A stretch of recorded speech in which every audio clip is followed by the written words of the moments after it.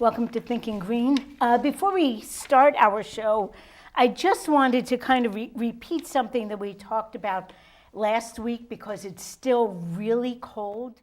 And for people who live in the New London area, from 8 a.m. to 4 p.m., the New London Senior Center and the Martin Center will be open as warming centers all day, every day. And people should call 211 if they need overnight shelter. And I'm sure that goes for all the surrounding communities. So my guests tonight are Waterford Green RTM members, Joshua Steele Kelly and Baird Welch Collins. And I look back and I think you two were both on the show like just about 4 years ago when the chapter was starting out in 2014. I remember that, yep. So welcome back. Thank you. A lot has happened since then. That is true. So I guess maybe you can just start out bringing us kind of over those last 4 years in summary. What's happened with the Waterford Green Party since you formed 4 years ago?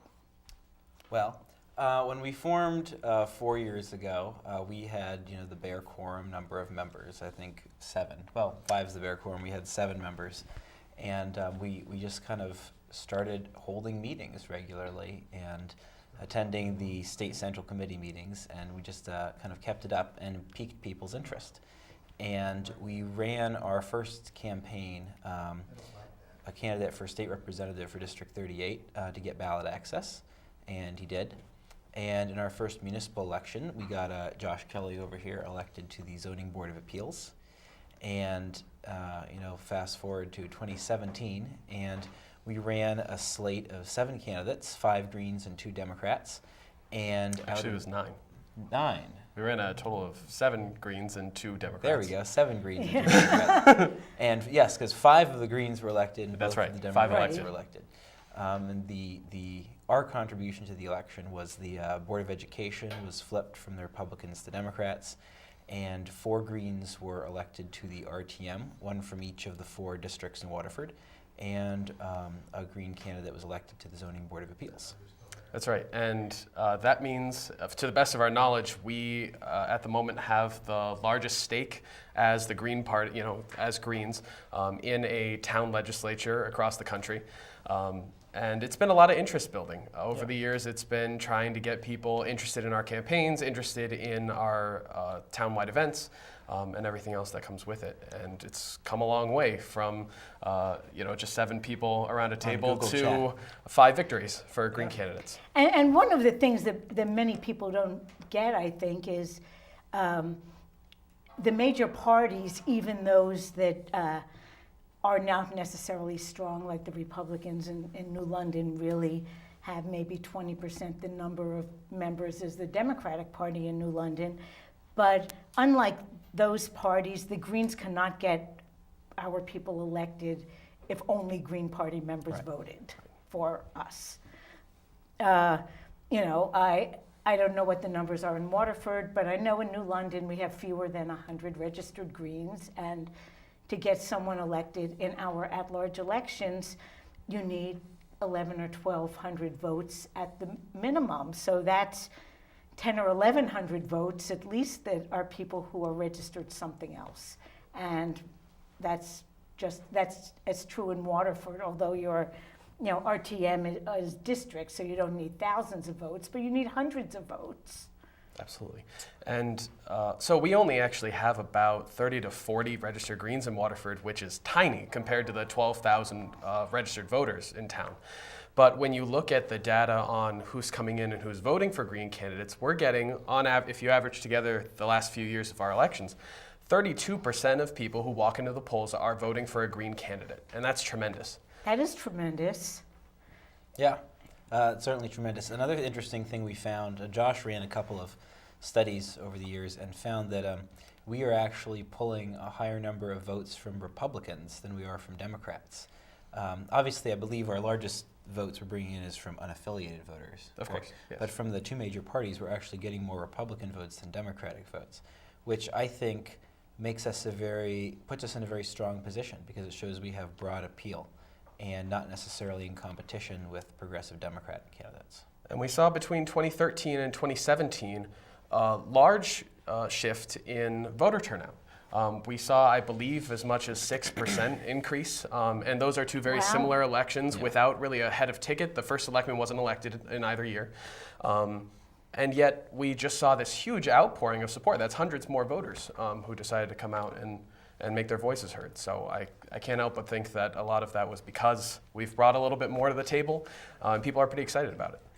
Yeah, and well, it's really interesting that the first year that we ran Green candidates in New London, it was 2001, and when we looked at the numbers, our candidates had a lot of support from registered Democrats under the age of 35 and from registered Republicans over the age of 60. So I think in Connecticut, because our Republican Party traditionally was nowhere near what the National Party is like. I mean, Lowell Weicker was a Republican senator, and he'd probably be considered a rabid leftist by today's Washington standards. And even when the last time he ran in 1988, when Lieberman beat him, I voted for Weicker. He was the more liberal, more left of the two candidates. Yeah. So I think a lot of that generation of Republican is looking for a new political home, and I think the Greens are closer to what they're looking for than the Democrats are. And Certainly, yeah. yeah, so there's a lot of potential there, and it's not what a lot of people assume. One thing that the Republican Party has typically done well, especially in New England, has been to focus more on the issues and work issue to issue rather than on broad policy statements. And that's been very successful for them. That's how they're holding on, I would say, and it's a state where they don't really have a lot of registered Republicans. They're doing quite well because they stick to the issues. And that's something that we've done as well. Rather than made broad policy statements, we design our platform and our policy to fit the issues of the day. And I think that political tradition appeals to a lot of older Republican voters. Well, there are 169 towns in Connecticut, and so I feel as though sticking with local issues and being very concrete is really something that will appeal to people. So what were your experiences on this year's campaign trail? Was it much different from in the past, or? I would say so. That being said, of course, we've certainly gone through the motions before. We know what it's like to go door to door. We know what it's like to hold campaign fundraisers, meet and greets. But this year, first and foremost, we put our all into it. It wasn't just walking door to door. It wasn't just holding some townwide events. It was everything, all together. We certainly, I think, went the extra mile, and it paid off. Yeah. When I was standing outside the polling place on election day, I had multiple people come up. They pointed at me and they said, "You're the only one who came to my door, and you're the only one that I'm voting for." And Wow. I think that made the Democrats and the Republicans standing next to me a little uncomfortable, and as it turned out, rightly so. But yeah, my experience in the campaign trail was a little bit different because, at least in my experience, people were familiar with my name. I did pretty well in 2015. I actually got more votes than I did this year. Just the different percentages. But in 2015, so I walked to a lot of doors where people said, "Oh yeah, I voted for you 2 years ago, I'm going to vote for you again." And so I think I was helped certainly by building up name recognition. Absolutely. And beyond that, we did run a larger campaign. Of course, since we've grown in size, we've grown in membership, we were able to kind of again, go that extra mile. We were able to get to, I believe, well over 95% of all houses got some kind of green literature hand-delivered. And we're very proud of that. And it definitely, I think, yielded a different kind of result. People are paying a little bit more attention. I think people are, again, we saw people very much more interested in coming out to the polls on Election Day. And overall, they're starting to, or many people, and just around town as I've been going about my business since the election, know what we stand for and are excited about what the next few months are going to bring. One thing I think we did really successfully was, at least for me, I sent out a mailer shortly, about a week before the election, and it had my face and it said, "Vote on November 8th, was it? 7th? Whenever this... I think it was 7. 7th. And because it's a municipal election, a lot of people forget to vote. And when you're the one who's reminding them, that tends to build a good connection in the mind of the voter.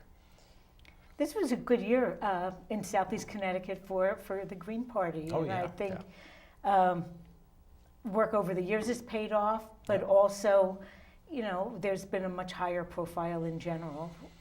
I think in both Waterford and New London, our profile in town is out of proportion with our actual raw numbers of registered people, because we do things with other groups. Yeah. Absolutely. So what has your experience been as an RTM member now for about a month? Well, we've been to one meeting, and it was a very interesting experience. It was about what I expected, to be honest. When we walked in and we sat down, some of the members from both parties seemed very pleased that we were there, almost gleeful, and some of the members seemed very displeased. And this was not a decision along party lines. No, it was not along a party individual lines. lines. It seemed to have more to do with experience. The people who had been there longer seemed pleased to see young faces, and the people who were new seemed wary of something that they didn't understand. And I think there was certainly a question on their lips: are these people going to come here with no experience, no knowledge of what they're doing, and be disruptive? And because I think everyone's mind initially goes to the worst case scenario. And the most exciting thing that happened is I proposed we nominate Kevin Kelly for zoning board. No, what was it? Nope, it was Ethics Commission. An alternate on the Ethics Commission, and so people really seemed to relax. And now we're just other members of the RTM. So. Absolutely. But committee selection occurred. We're both very happy to start to get involved, of course, in that process. Some issues were already moved into committee, so we'll be getting started on that this month. Our next meeting's coming up next week, I believe or a week from tonight, if I'm not mistaken. And we have a lot that we want to get done. So we kind of took the first meeting to just stick our feet in, get the feel of the room, and next time we'll certainly be bringing in more of our concrete proposals that we talked about in our campaign. We have some proposals that we're considering. Now, what are the committees that? Good question. So I don't know if you want to talk about yours. And Certainly. I'm on the Finance, Wage, and Personnel Committee, which, as the name implies, deals with finance, wage, and personnel. I'm also on the Public Health, Wellness, and Environment Committee, which, as the name implies, again, deals with environmental issues and public health issues. And I'm also on the Committee on Committees, which is the best name for a committee, and it deals with appointing people to committees. Okay. In New London, that would be equivalent to like the Administration Committee. Right. Right, and then I'll be chairing the Legislation and Administration Committee, which is going to focus more on town ordinance and updating anything that we feel needs to be updated. And That I seems think very appropriate. Yeah, by the way, absolutely. if I may. Thank you. Yeah. Yeah, we were certainly very pleased with that process. We have had a great experience with all of the RTM members in terms of feeling very included in the process going forward as new members and as a new party.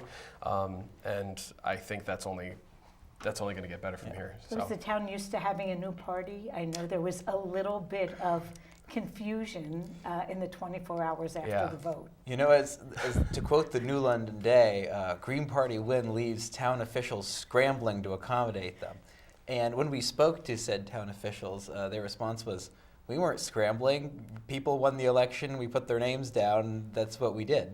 The only confusion came with technically, I don't even actually understand it at this point. There was some confusion over what the seat counted as, and it turns out that wasn't even a relevant question because of the way that the town is set up. So at the end of the day, we formed just another minority caucus that functions like any other, and it ended up really not changing much in terms of the structure. And in Waterford, the Democrats are also a minority caucus, Yes, correct? that's right. There's New Londoners who are watching this probably can't even conceive of the Democrats being a minority caucus. It really is more like a European parliament than anything that Americans are familiar with, because you have multi-member constituencies. You're voting for multiple people for the same spot. It's an interesting setup, and I prefer it to the way the kind of town council setup works. Absolutely. And overall, so now there are 4 Greens and 6 Democrats and 12 Republicans. Yes. So, That's really interesting. So you'll almost get to the point, hopefully, that there won't really be a majority party. Yes. that is the idea. I mean, hopefully trying to move our town to a place where we're talking about ideas and it's not a party line vote. It's trying to work well with other people, work well with other parties, try to find the similarities between 2 different groups. However, in 2019 now, yes, should the Greens and Democrats collectively have a majority, we would not be opposed to forming a majority coalition, which would be tremendously advantageous for both of us, which was something we discussed, leading up to the election, what would happen if, Absolutely. Yeah. Well, in New London, 2009 was the first year we had any kind of cross endorsement, and I was cross endorsed by the Republicans. And one of the common goals we had was the Democratic Party had nearly a monopoly, and we wanted to challenge the monopoly. I mean, we don't even want a green monopoly. Monopolies are not Right. good for democracies. Exactly, yeah. And but to their credit, the Republicans did look at my campaign literature from 2 years prior when I was not cross-endorsed and said, well, we're not really sure about the legalization of drugs part, but we're with you on everything else. there you go. So they were good with it, and that period of time, 2 years, not everything that was done during that period of time when there were fewer Democrats on council is something that I feel was a great thing, but I think it's good to have some interaction that, knowing that not everything is decided in caucus, that you have Yeah. to really Yeah. bring the whole group together to make decisions. Yeah. And if it's like a 10-to-1 ratio, it's really hard to prevent that. So I think we should talk about some issues, and as we're doing, the phone number is up there, and if anyone wants to call in, if you have questions, if you have any particular issue you want to talk about, feel free to call. We'll, deal with whatever comes up. Anything and everything. Yeah. Please call. Please call. Okay, so I know the Green Party, most people associate it primarily with environmental initiatives, which are really uppermost in our mind anyway, green or no. But what's happening in Waterford now and in the coming couple of years on the environmental front?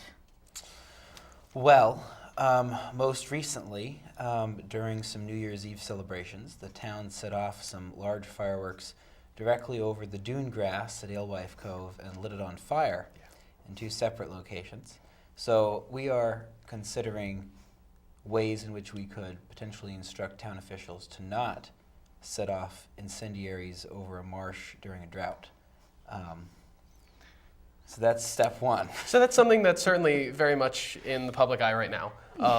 But looking forward from there are a lot of other things that we would like to tackle. Something that we ran on certainly was our plastic bag initiative. Yep.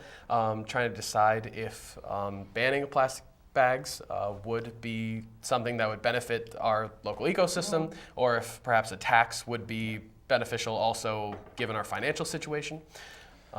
My personal feeling is that a tax would be more appropriate. If a small town like Waterford were to ban plastic bags, it would be difficult to do unilaterally. It would have to be in conjunction with a broader ordinance movement, and I don't see that happening. I think a small tax on plastic bags would obviously would bring in some revenue to the town, but the point would be to dissuade people from purchasing plastic bags and to show that there is genuine legislative interest at the state level to start pushing for proper plastic bag bans. And this idea isn't really new, the No, not idea at all. of paying for bags. We traveled to Canada, I don't know, maybe in the early 1990s, and I know my kids were still living at home, and they're in their 40s now. So it was a long time ago, and we went up to Montreal, and we went into a grocery store in one of the small towns as we were driving around, and people, when you brought your stuff to the register, the cashier asked you if you wanted bags, and if you wanted, and these were paper bags even, you paid for each bag you got. So this is like at least 25 years ago, there were places that were taxing or charging for new bags. And in the United States too. I know Hawaii's banned the bag. I know that Portland, Maine, with some exceptions, has banned the bag or is placing a fee or requiring that a fee be paid. So it's certainly a movement here in the United States, and it's something that I think would really benefit Waterford, especially given the fact that we have a lot of shopping centers. I mean, it's something that this is not certainly a small backwoods community. This is a prime spot to introduce this kind of legislation where it could have a significant impact on its own. Yeah. Well, it's interesting that you mentioned Portland, Maine, because I've been thinking about Portland, Maine a lot recently because they have curbside compost services. And I keep thinking that would be fantastic for New London, because right now our big controversial issue is how to increase recycling and how to decrease what we're taking to the landfill, because our town does really badly. And a lot of what people throw away are food waste, and it's like we're turning something that should be a resource into a problem. Yeah, I mean, that's actually interesting. I hadn't thought about that. I think that's just because my compost goes in my compost bin, but not everybody does that. Do you know what happens with a compost that the town what collects? they do is there's a service, and it is a privately run service, but it's quite reasonable. I think for a household, it's something like $10 or $12 a month, and you get a clean bucket, and it's a bucket swap. Every week they pick up your bucket with its compostables, which is a very big list of compostables. It will take things like seafood shells and bones and meat products.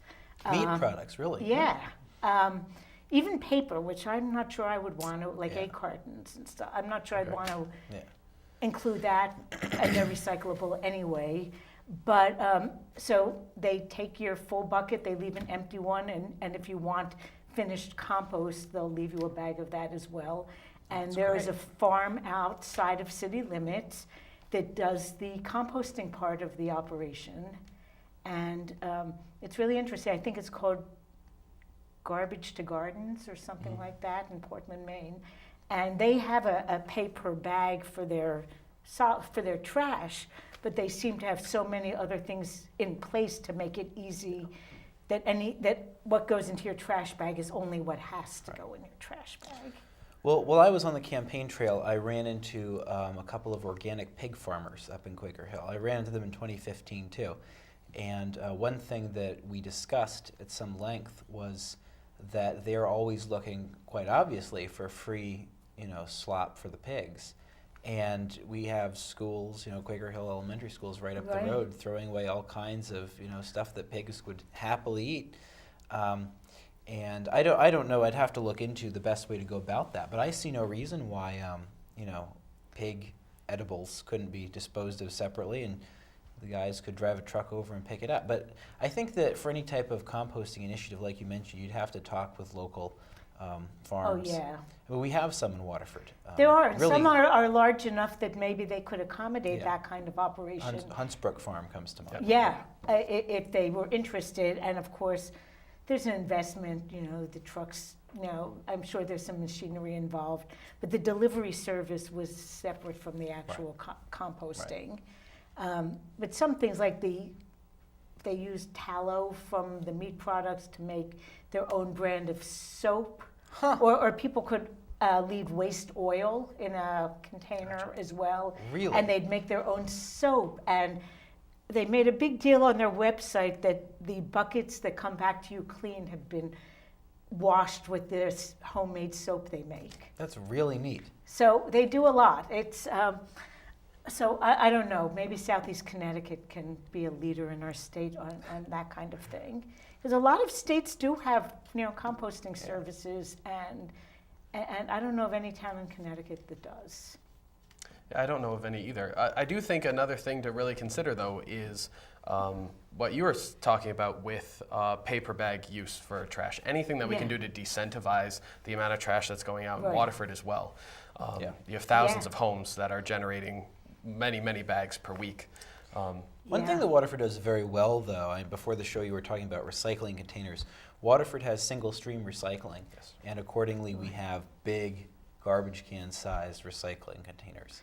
And that's so wonderful. envious. Yeah. Because we have single stream recycling as well, but we just have those bins which aren't weatherproof even. So if it rains and trash is for some reason, recyclables are picked up a day late, I don't think it affects cans or bottles, but if you have paper in there, I think that ends up in the waste stream.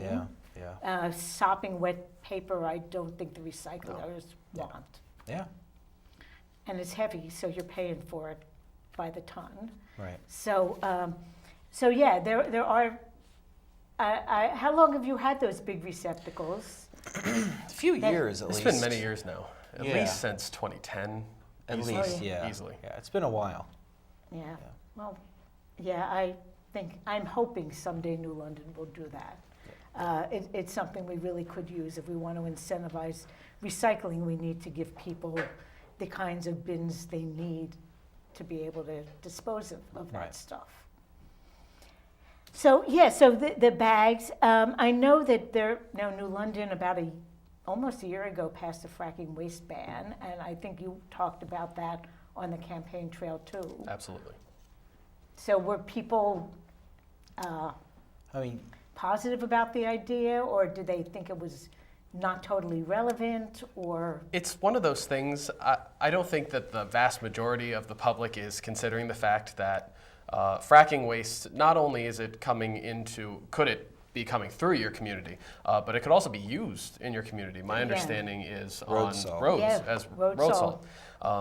So I think it's something that once you pitch it to individuals in a very clear manner, they're concerned about it. They don't want that in their waterways. They don't want that. That's going into the river in their backyard. That's going everywhere. And it would deeply impact us were it to be used here, and it's something that we need to tackle. Radioactive roadways pole low.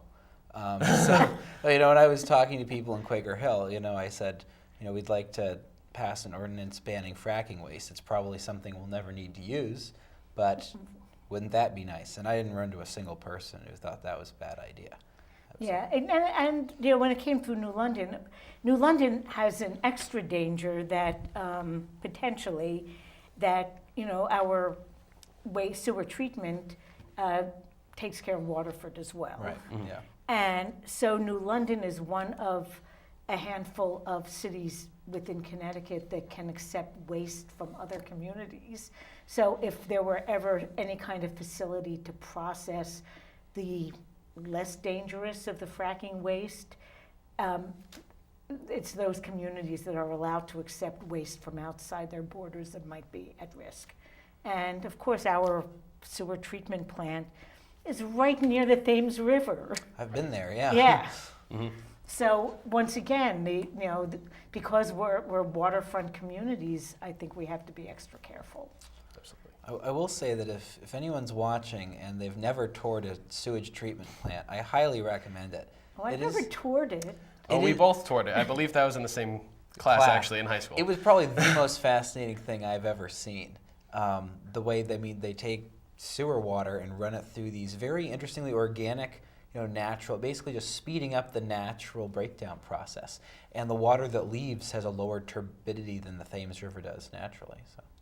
Wow. The only problem with the current technology is that if you get too much water in the system, if you have a lot of storms, and the rain is going into storm drains, it's some of which hook right into that same system, that it doesn't, the breakdown doesn't occur correctly. Right. But there are ways to, deal with a lot of those issues. That's interesting. I had no idea that the water that's discharged is cleaner than what it's discharging Well, into. visually, yeah. Yeah, I don't know about. Yeah, I worry sometimes, not so much about the sewage itself, but people do sometimes throw really weird things down their drain. We saw that. Yes, we did. I think the water quality reports we get say, large amounts of, detectable amounts of ibuprofen in the water, and some other things that you wouldn't necessarily. And there really isn't an easy way to remove that, not with their technology. When we were down there, this one guy had the very unfortunate task of being at the first station where the waste comes in and dealing with the solid stuff that the filter grabs initially. And he said there were a lot of downsides to the job, but the one upside was that every so often a $100 bill pops out. Ooh, I don't know. I'd be more comfortable with coinage. Yeah, wow. Never know. I'm glad it made it sort of worth it.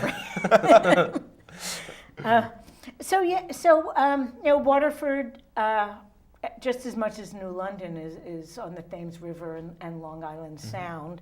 So I know that the health of the sound and the river are some things that you've also covered in your platform.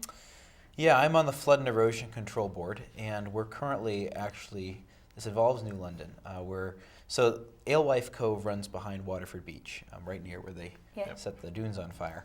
And the natural process of the tides coming in and out has built up sand. Now, when I say natural process, it's never really natural because the whole place has been built up after Hurricane Sandy and this, that, and the other. So the Alewife Cove has become wider and more shallow. And as a result, when you get a high tide, it doesn't go out fast enough. And then when you get rain on top of it, it starts flooding people's basements who live along Alewife Cove. And also it's starting to cut into Ocean Beach and cut away from quite a sizable chunk of Ocean Beach. And so what we're initially looking to do is we conducted a bathymetric survey, I believe it was in 2014. And we're going to conduct another bathymetric survey to map with sonar the bottom of the channel. And ideally, I think it's unlikely that just for economic purposes there'll be any sort of dredging activity, which would be ideal. But what is likely or could happen is we will put concrete pylons along the New London side. And that would involve the permission of the town of New London to drive something down there that could put concrete pylons in. But it would deflect the water away where it's eroding the sand and start cutting back at the Waterford side and undercutting to make it deeper again naturally. There is an Alewife Cove Conservancy that formed about 3 years ago that includes people who live on the cove on both the Waterford and New London sides. I don't know if they've expressed any interest in, plans to save the cove and save the houses. Yes, we had a gentleman from that organization come to the first meeting that I attended, actually, and he had strong opinions, and so we're doing our best. Was he from the Waterford side? He was from the Waterford side, yeah. I know more of the people from the New London side, but I was interested in how that was going because it's an important part of our ecosystem. Yeah, there are not a lot of coves like that left, and the question that you always get is, well, if this is happening to it naturally, why shouldn't we just let nature take its course? And the answer is that 1,000 years ago, Alewife Cove was not unique. It was one of 1,000, and new coves are being closed off, and new ones are being made constantly. But this is, we don't have a lot of these left, and as the name implies, it's a spawning ground for some potentially threatened species, and so it's up to us to keep it healthy. And like 50 years ago, one of the reasons that the other ones don't exist anymore were very unnatural processes. Precisely. Winthrop Cove in New London was filled when the bridge went through. Yep. There was a tremendous amount of fill added that you couldn't do now, but back in 1960, no one really thought about. Yeah. Yeah, that's kind of interesting just from a historical perspective, because Winthrop Cove saw a lot of fascinating history. Yeah. Yeah. When things come to planning and zoning that are in that area, they still have the boundaries of where the cove was. It was like, whoa, the cove was like 10 times as big as it is now. Yeah. But yeah, and that was totally not natural processes. Now, there are other issues with shellfishing, correct, that Yeah. impact Waterford. Josh is the representative Yeah. on that side. Well, I wouldn't go that Yeah. far. However, This is more more recently, like the Nyannick River. Yeah. yeah, so now we're looking at the Nyannick River, other side of Waterford. And between the East Lyme and the Waterford side of the Nyannick River, there is a company that is very interested in setting up a shellfish farm. So it sounds like there have been several different issues surrounding getting the proper permissions to have such a farm there. That have ranged from the town level to the state level in terms of not really knowing what permissions were needed in the first place. And I don't know all of the specifics on that end of things, but it's become a lively debate in town over whether we should be allowing this in the river at all or not. And of course, Baird and I have some feelings about it. I think we differ slightly, actually. Not too much. Not too much. I mean, my opinion is, well, so the argument in favor of it is this is a small business. It's going to clean up the river. There's been a lot of misinformation going around that shellfishing is somehow bad for the river. This is false.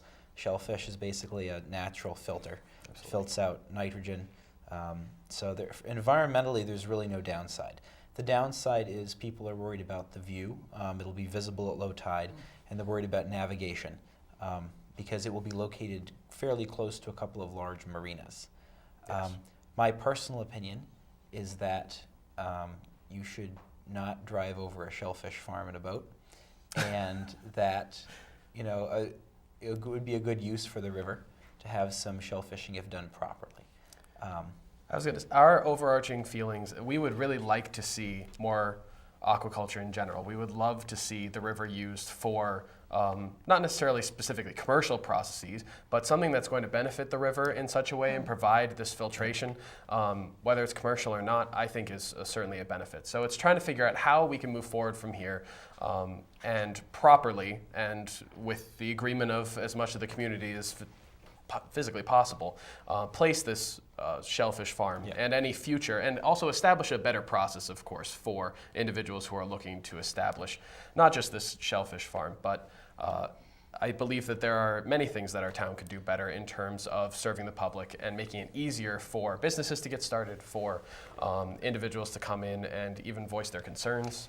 There's been a lot of confusion around this, and it's time to, I think, make these issues a little more public, talk about them more. And to that point, one thing that we are doing is organizing a shellfishing forum that we're going to host in Waterford. Date to be decided. Date to be decided, but Okay, probably we'll let people know when. Yes. probably in the February-March timeframe, where we're going to try to have a panel of some scientists and some local folks. And I think Knowledgeable on the subject, of knowledgeable course. on the subject. It's neutral, to try to, because I think, whenever you have an issue like this, there's a lot of misinformation, and our goal is this isn't an issue that we expect to come before the RTM, so it's not particularly polarizing for us, but we would like to see people discuss the issue with a lot more knowledge about the processes at play. Right. Something that we really pushed in our campaigns this past year is trying to present evidence-based solutions. So we want to get down to the science of it. There again, as Baird said, there's a lot of misinformation going around, not just about this issue, but I think about a lot of topics around town. So the more that we can do as a party, as individuals, as RTM members, to make sure that information and accurate information is available, scientifically based information is available, I think is a service to the people of the town.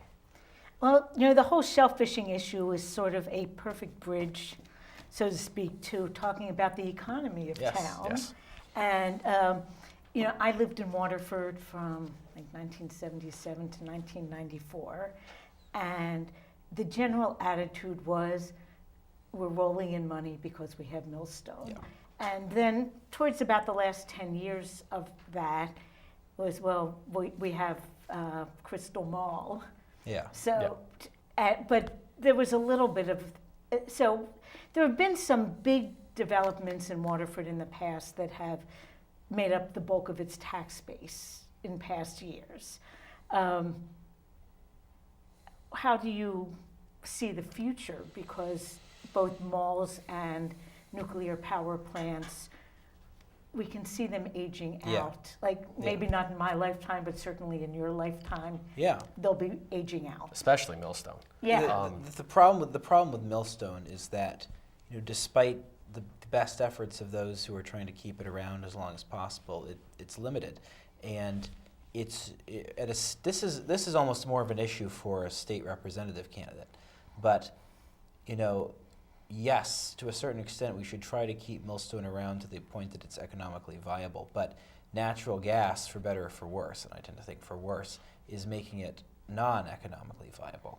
And as a state, we're going to have to start pushing for renewable alternatives. And we're pretty low. Oh, yeah. I think about a year ago, we had some folks from the Sierra Club Yep. on the show, and Connecticut, as progressive as it is in some ways, when it comes to energy, Yeah, we're terrible. isn't good. Yeah, we have tremendous opportunity to develop renewable energy as well. Right on the Long Island Sound, we have wind resources that are fairly abundant, and not a lot of states can say that. And there's opportunities for solar power here. Obviously solar power isn't as abundant as wind, but geothermal power is a possibility, tidal power. These are things that we need to start actively exploring now. I'm a big proponent of proactive government. I don't believe in being reactive. And so we need to try to see these things. They may be well off in the future. Millstone may be around for another 10 years or longer, but we need to start preparing now for something that's inevitable. Absolutely. From the Waterford side of it, not looking at the state level, we have to look at the reality of Millstone is here. So regardless of how any party feels about nuclear power, we have a nuclear power plant in our town. It's not, Right. we have waste. That certainly is something else we can talk about. But a third of our budget is based on the income, the taxes, the property taxes that we acquire from Millstone. And there is a time frame on that. By 2035, I believe Millstone 2 will be closing, one of the reactors, and by 2045, the second one will close. That's required by federal law. Right, and that's the permit that they have. There's nothing we can do to extend that, at least as town officials, certainly. Right. So it's a game of trying to figure out how we are going to correct that third of our budget over the next decade or so. And how to do that without costing the people of the town an inordinate amount of money and raising their taxes, but also while providing them the same quality services that they've come to expect and deserve. So. And like I said, in many ways this is a state issue, but what we can do at the municipal level is start restructuring our town economy to not be dependent upon those single large sources of tax revenue. And there have been some really good initiatives and ideas coming forth. The idea of creating a quote-unquote downtown Waterford has been passed around for a while now. And that's something that we're in favor of if it's done properly. But that's something that it's very easy to do improperly. And so before anything like that was started, we need to do a lot of examination, a lot of study. Well, I'm really interested in how population shifts over time. So I actually looked up the populations of Waterford and New London since 1800 to kind of current day.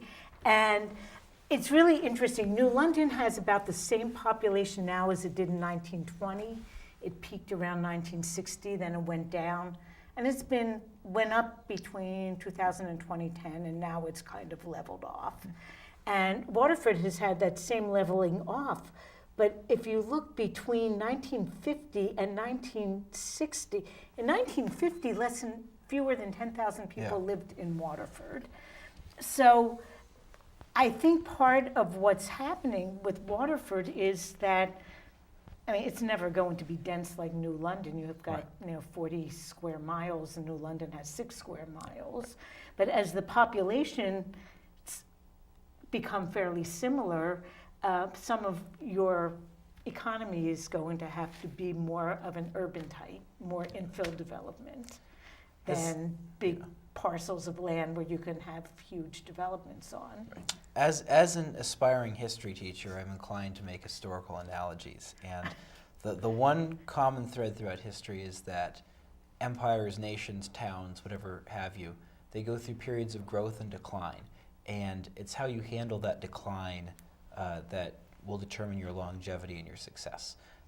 And Waterford is naturally entering a period of population and economic. Yeah, Connecticut in general. Yeah, and we need to be proactive about reining in, excess spending, finding new sources of public revenue, and trying to do so in a way that recognizes the reality of decline and that economic decline. Maybe decline is the wrong word, but that economic restriction does not necessarily have to mean a stagnation or depression or loss of business.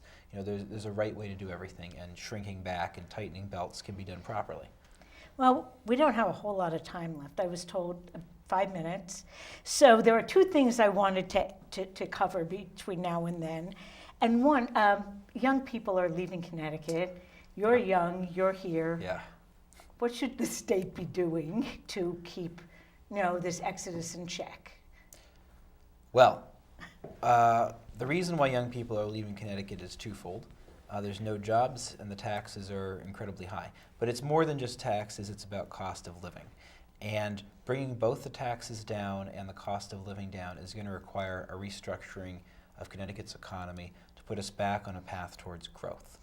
Part of the problem that has put us in this situation has been the neoliberal economic policies of both the conservative Democrats and Republicans that has placed greater emphasis on trying to bring in business than it has on trying to create a strong and balanced state economy.